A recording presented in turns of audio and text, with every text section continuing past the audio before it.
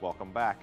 Now, social networking websites were dismissed by some as a passing fad not too long ago, but now, with more than 1 billion users, Facebook has gone from just a trend to a must-have for individuals and companies. Roughly half of all adults in the US and the UK have accounts on sites such as Facebook, Twitter, and LinkedIn.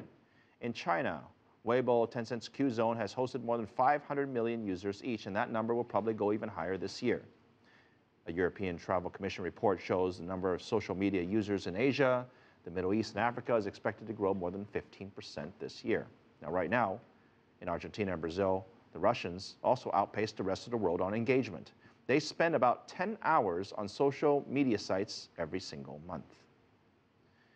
For more on why Facebook, Twitter, and social media sites have become such a big part of our lives, I spoke to Professor Piskorski at the Harvard Business School about his thoughts.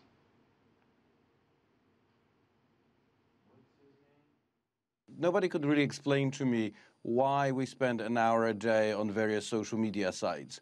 And I was very intrigued by this. We used to have friends before there was Facebook. We used to find dates before there was eHarmony and Match.com. So I really wanted to understand why we're doing all these social media things. So I reached out to about 12 different companies in the social media space, asked them for their data, and I report the findings in the book. The second big problem that I saw in the market was that there was not a single book that would tell us how we actually profit from social media. There was a lot of books out there that said, you know, do this for engagement, but we know that engagement per se doesn't actually generate likes.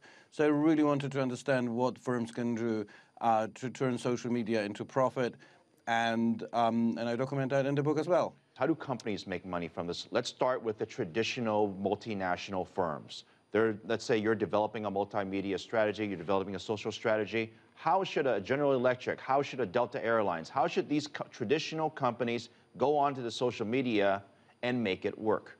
Yeah. So the first thing that's really important to do is to really recognize why people are on these social platforms.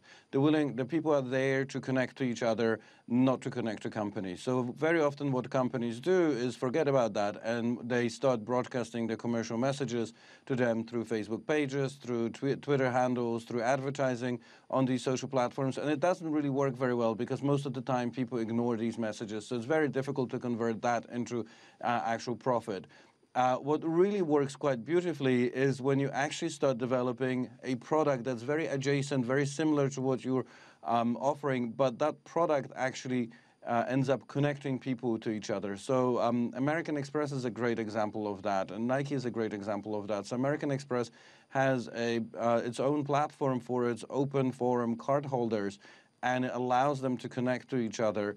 And when these people connect to each other around business, they actually benefit, the business grows, and they are very thankful to American Express for actually connecting them to each other. And as a consequence, they actually go and talk more broadly about American Express and how good it is, so the Net Promoter Scores for American Express increases. So it's a very different approach here. Instead of actually broadcasting to people, this is not American Express saying, buy my card, get my card. This is American Express actually providing real social value to people, and in return, people give them something in return. Same thing. Mikolaj, I want to ask you, I mean, as great as the social media is and how much it's changed so many of our lives, there's been a lot of criticism that as a society, we're overly obsessed with the likes. I mean, I spoke to a high school group not too long ago, and none of the kids watched traditional media. They were all online. They were all completely obsessed with the likes and who they liked and who liked what and who liked them.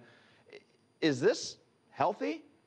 So I think you have to be distinguished between what's happening when we're teenagers versus what happens in our 20s and 30s. I think when you first encounter social media, there definitely is an obsession with likes.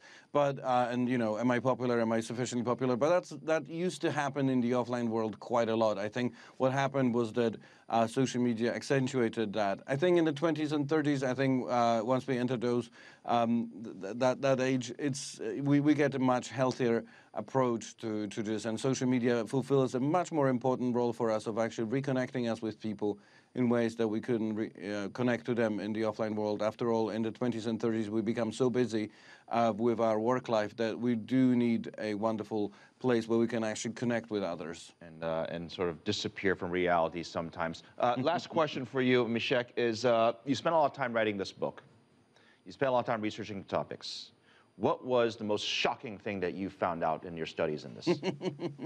I think the most surprising thing that I found was basically how little of social media actually tends to be around interaction. That a lot of social media is actually passive consumption. So even though Facebook often gets characterized, for example, as a place where we interact with people, a lot of the interaction is very passive. It's just us going into pictures and profiles of people we know, and sometimes people we don't know, and that can actually take up 80% of our time on Facebook.